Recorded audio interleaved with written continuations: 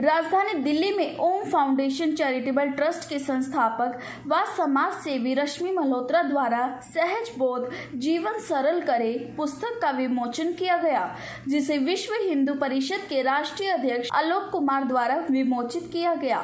इस दौरान पुस्तक लेखिका रश्मि मल्होत्रा ने बताया कि इस पुस्तक में कोरोना काल डिप्रेशन के कारण खुद पर बुरे प्रभाव पड़ना और ईश्वर के प्रति आस्था खत्म होने पर विचार लिखे गए हैं, जिसमें बताया गया कि ईश्वर, प्रकृति और जीव के बीच में संबंधों के बारे में दर्शाया गया है। और मेरी पुस्तक अभी आलोक जी के द्वारा ही इनॉग्रेट हुई है। सहज बोध जीवन सरल करे इस पुस्तक का शीर्षक है। और इस पुस्तक द्वारा मैंने कोशिश की है कि कोरोना काल में जितना लोगों को डिप्रेशन हो रहा है, भगवान के प्रति उनकी आस्था उठ रही है, बड़े सारे सवाल मन में आ रहे हैं कि मैंने तो कभी किसी का बुरा नहीं किया है और मेरे साथ ऐसा क्यों हो रहा है, मेरा परिवार क्यों आज संतप्त है। तो कुछ इस तरह के ईश्वर, प्रकृति और जीव के बीच में किस तरह का संबंध है, इसको लेकर मैंने कुछ लोगों को और ख़ास करके यूथ को जागरूक करने की कोशिश करी है इस पुस्तक के द्वारा। और इसमें मेरे बुज़ुर्गों का, मेरे दादाजी, पिताजी का, उनका भी आशीर्वाद है, उनके वचन हैं इसमें।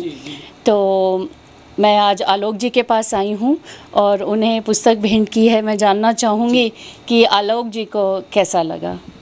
जी, पुस्तक अच्छी है, पुस्तक सामयिक है।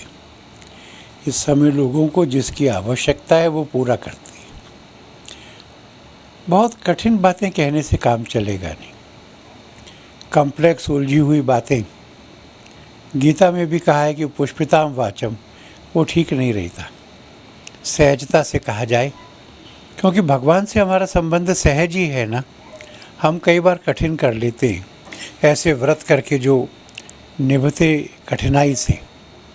तो उन्होंने जो लिखा है वो अपने मन के आनंद के साथ लिखा है, ईश्वर के भाव से संयुक्त होकर लिखा है, पर ऐसा लिखा है जो सबको सरलता से समझ में आता है और जिसको लोग ग्रहण करके जी सकते, सरलता से जी सकते।